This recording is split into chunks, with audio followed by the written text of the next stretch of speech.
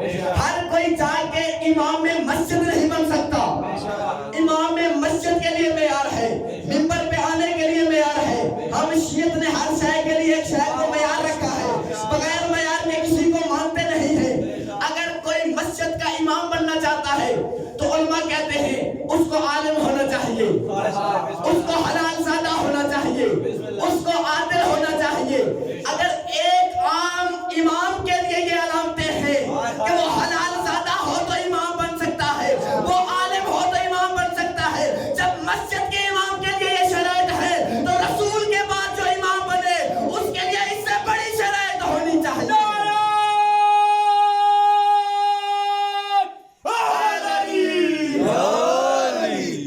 مسجد کے امام کے لیے شرائط ہے وہ عالم ہو, مسجد کے امام کے لیے شرائط ہے وہ حلال زادہ ہو, تو رسول کے بعد امام اسی کو ہونا چاہیے جو حلال زادہ ہو, امام اسی کو ہونا چاہیے امت کا کہ جو سب سے بڑا عالم ہو. ہم علی کو رسول کے بعد امام اسی لیے مانتے ہیں کہ رسول کے بعد سب سے بڑا اگر ہمیں عالم دکھائی دیا تو اس کا نام علی ہے. کیوں کہ سب علم کے لیے جس کے در پر جاتے تھے اسے علی کہتے ہیں. واضح اعلان کر کے مقصر پہ لعنت علی اعلان کریں گے, جو ہے نا مقصر پہ لعنت علی اعلان کریں گے. منبر پہ کھڑے ہو کر کے بابان کے دہل کہہ رہا ہوں, مقصر پہ لعنت علی اعلان کریں گے, حیدر سے محبت کو ہر آن کریں گے, اور اونچا لگا کے فیضی علی کے نام کا نعرہ ہر ایک کے شجرے کی پہچان کریں گے.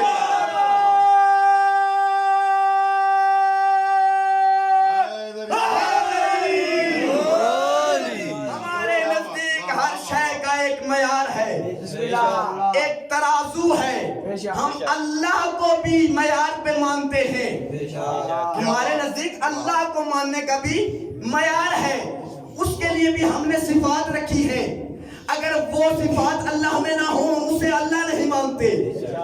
صفات ثبوتیہ ہونی چاہیے, صفات سلبیہ ہونی چاہیے, نہ ہو تو ہم اس اللہ کو نہیں مانتے. ہمارے نزدیک رسول کو ماننے کے لیے بھی معیار ہے.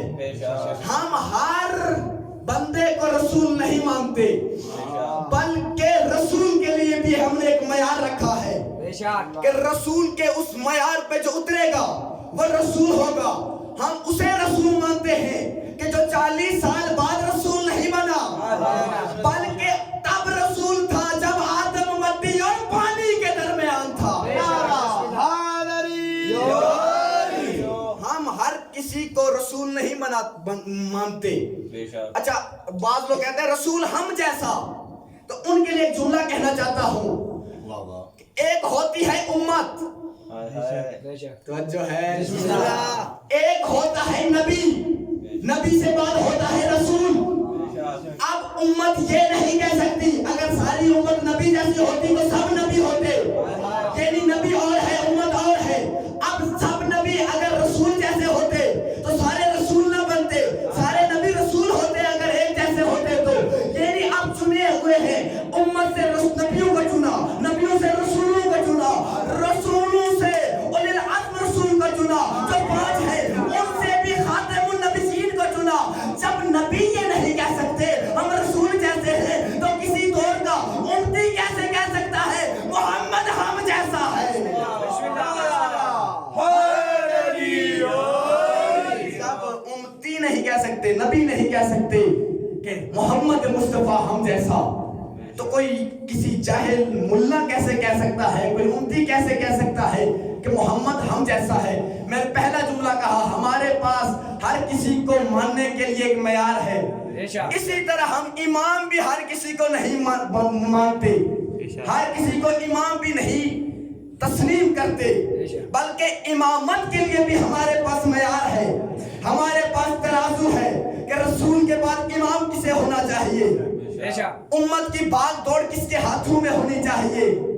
ہم نے رسول کے بعد ہمارے اور دوسروں میں, ہمارے برادران میں فرق ہی علی ولی اللہ کا ہے. بسم اللہ, جو ہے وہ رسول تک رک گئے, ہم نہیں رکے.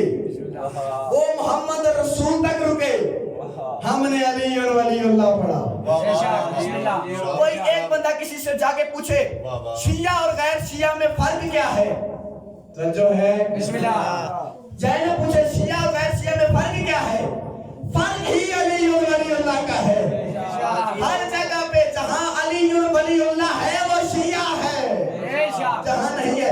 بعض لوگ ہم جب علی اور ولی اللہ کی منبر پر بیان کرتے ہیں تو پریشان ہوتے ہیں, یہ کیا کہہ رہے ہیں, اپنے ان کے بولنے لگ جاتے ہیں. میں ان کو کہنا چاہتا ہوں بھائی ہم علی کو اللہ تو نہیں کہہ رہے, اللہ کا ولی ہی تو مان رہے ہیں.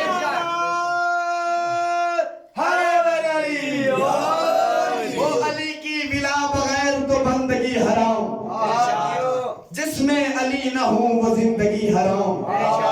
درے اہل بیت سے وابستہ نہیں ہے جو, ان سے کسی قسم کی وابستگی حرام. اور توڑا جنہوں نے تھا دل مصطفیٰ کا دل, ایسے حرامیوں سے ہے دل لگی حرام. ماننے کا ایک معیار ہے, نبوت کا اپنا معیار ہے, توحید کا اپنا معیار ہے, ولایت کا اپنا معیار ہے, امامت کا اپنا معیار ہے. ہم ہر اہل غیرے کو امام تسلیم نہیں کرتے. جیسے ایک مسجد کے امام کے لیے شرائط ہے, ہم نے امامت کے لیے بھی ایک شرائط رکھی ہے. رسول نے جو ہمیں بتائی ہے کہ یہ امام ہوگا, یہ خلیفہ ہوگا, یہ جانشین ہوگا, اور ہم نے انہیں مانا ہے. اسی لیے ہمیں شیعہ کہا گیا, ہمیں رافضی کہا گیا کہ انہوں نے چھوڑ دیا دوسروں کو, علی کو لے لیا ہے. اسی لیے اصل شیعت ہی رافضیت کو کہتے ہیں. شیعت ہی رافضیت ہے, یعنی ہماری پہچان.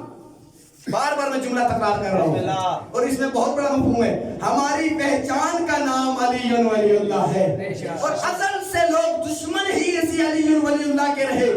اچھا میں قرآن کی آیت پڑھتا ہوں, علمی لوگ بھی یہاں موجود ہیں, شاہ صاحب بھی موجود ہیں, یقیناً ان کو کتابوں سے اور علم سے قرآن سے واقف ہیں, اور بہت سارے علمی لوگ اور بھی موجود ہیں.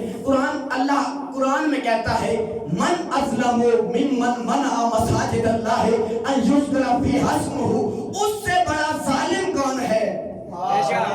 جو ہے ایک ہوتا ہے ظالم, ایک ہوتا ہے اظلم. عربی زبان میں ظالم سے بھی بڑا ظالم ہو, ظالم سے بھی بڑا ظالم کو اظلم کہا جاتا ہے. قرآن کہتا ہے اس سے بڑا ظالم نہیں. اظلم کون ہے؟ جو اللہ کی مسجد میں, قرآن کی آیت ہے ممن منع مساجد اللہ, جو اللہ کی مساجد میں اللہ کے نام لینے سے روکتا ہے. میں جملہ کہوں, مسجد میں اللہ کا نام لینے سے روکتا ہے. امت مسلمہ سے سوال ہے, بتاؤ مجھے آج تک کوئی وہابی ہی کیوں نہ ہو کسی نے مسجد میں اللہ کا نام لینے سے روکا ہو؟ کسی نے مسجد میں اللہ کا نام لینے سے روکا ہو؟ نہیں روکا, روک بھی نہیں سکتے. اللہ کو تو وہ بھی مانتے ہیں. مسجد میں رسول کے نام سے کسی نے روکا ہو, بنی امیہ کا دور ہو یا عباس کا دور ہو, کسی نے مسجد میں رسول کا نام لینے سے روکا ہو؟ قرآن کی آیت ہے نا, مفہوم تو آپ نے نکالنا ہے, میں تو بیان کر رہا ہوں. کسی نے مسجد میں رسول کا نام لینے سے روکا ہو؟ جواب دے, نہیں روکا. نہ مسجد میں اللہ کے نام سے روکا گیا, نہ لا الہ الا اللہ سے روکا گیا, نہ محمد رسول اللہ سے روکا گیا. لیکن قرآن کہہ رہا ہے اس سے بڑا اظلم کون ہے؟ جس نے علی ولی اللہ کو روکا ہے. مسجد میں اللہ نہیں, اللہ کے اسم سے روکا ہے. جو ہے نا, اللہ کے اسم سے. اللہ اور ہے, اسم اور ہے, اور یہ ایک فلسفی اور منطق کی بحث ہے. اسم غیر مسمى ہوتا ہے. میں فیضان حیدر ہوں تو یہ میرا نام ہے, میں نہیں ہوں. جب میں پیدا ہوا تو یہ نام نہیں تھا, میں تھا. میں اور ہوں, نام اور ہے. ذات خدا اور ہے, نام خدا اور ہے. اور اللہ یہ نہیں کہہ رہا کہ اللہ کو کس نے روکا مسجد میں, بلکہ اللہ کہہ رہے اللہ کے نام سے کس نے روکا. اور مزمیر کہتے ہیں نحن اسماء اللہ الحسنى, وہ اللہ کے نام ہم ہی تو ہیں. وہ اللہ کے نام ہم ہی تو ہیں. پھر پہلی بات کہ ہم نے ہر شے کے لیے ایک معیار مقرر کیا, جس کو مانتے ہیں معیار پہ مانتے ہیں. اگر وہ اس معیار پہ پورا نہ اترے, تو ہم اسے مانتے نہیں ہیں, ہم اسے تسلیم نہیں کرتے, چاہے وہ توحید ہی کیوں نہ ہو, چاہے رسالت ہی کیوں نہ ہو, چاہے امامت ہی کیوں نہ ہو, ہر شے کے لیے معیار رکھا ہے. اور جو میں نے آیت قرآن کی تلاوت کی, اللہ کہہ رہا ہے رسول کے چچا کے بارے میں, ہاتھ ٹوٹ جائیں. اچھا یہ کہا کب تھا؟ جب دعوت آخری جملہ دعوت ذوالعشیرہ کے وقت رسول نے اعلان کیا تو وہاں ابو لہب رسول کے چچا کھڑا ہو گیا. تاریخ کہتی ہے ہاتھوں میں پتھر بھی اٹھائے اور کہتا رسول کو کہتا ہے نعوذ باللہ کہ رسول آپ کے ہاتھ ٹوٹ جائیں. اس نے رسول کو جب یہ جملہ کہا تو آگے سے جواب اللہ نے دیا, کہ رسول کے کیا ہاتھ ٹوٹے؟ تب یدا ابی لہب تب ہاتھ تیرے ٹوٹ جائے. اور یہ رسول کی شان میں اس سے بڑا جملہ کیا ہوگا کہ جتنے بھی گزشتہ نبی تھے جب ان کو قوموں نے کچھ الزام لگایا, کچھ کہا, تو جواب خود ان نبیوں نے دیا. نبی کہتے تھے ہم ایسے نہیں ہیں, ہم ایسے نہیں ہیں, لیکن شان مصطفیٰ یہ ہے کہ جب بھی کافروں نے رسول پر کوئی الزام لگایا, بہتان لگایا, رسول چپ رہے, جواب خدا نے دیا. رسول چپ رہے. آیت کوثر ہی پڑھ لیجئے, سورہ کوثر کو, اِنَّا آتَيْنَاكَ الْكَوْثَرَ. الزام لوگوں نے کہا ابتر ہے, رسول چپ رہے, اللہ نے کہا میں نے تجھے خیر کثیر عطا کر دیا. اور ایسے ہی بات یہی تھی ابو لہب نے, رسول پہ جملے کسے تھے ابو لہب نے, جواب اللہ نے دیا ہاتھ تیرے ٹوٹ جائیں, ستیہ ناس تیرا. تبت یدا ابی لہب وتب ما اغنی مالہ, اس کو اس کے مال نے اسے فائدہ نہیں دیا, اور جو اس نے کمایا ہے اسے فائدہ نہیں دیا. جب ابو لہب کے تبلیغی بات کہ جب ابو لہب کو اس کا مال فائدہ نہیں دیتا تو قرآن بتانا یہ چاہتا ہے کہ دنیا میں مال اکٹھا نہ کرو, مال کسے فائدہ نہیں دیتا. اس نے جو کمایا, اس نے جو مال کمایا اور کسب کیا وہ اسے فائدہ نہیں دے گا. اور پھر اس کی زوجہ کے بارے میں قرآن نے باتیں کی ہیں. سمپل سی بات یہ ہے کہ ہم نے ہر شے کے لیے ایک معیار مقرر کیا ہے, اور اس معیار پہ ہم نے اپنے اصول دین مانے ہیں, اپنے فروع دین مانے ہیں, کہ ہم جو معیار پہ اترے ان کو اصول دین میں رکھا. پھر فروع دین کی بات آتی ہے, اور اسی اصول اور فروع کے محافظ کا نام حسین ابن علی ہے.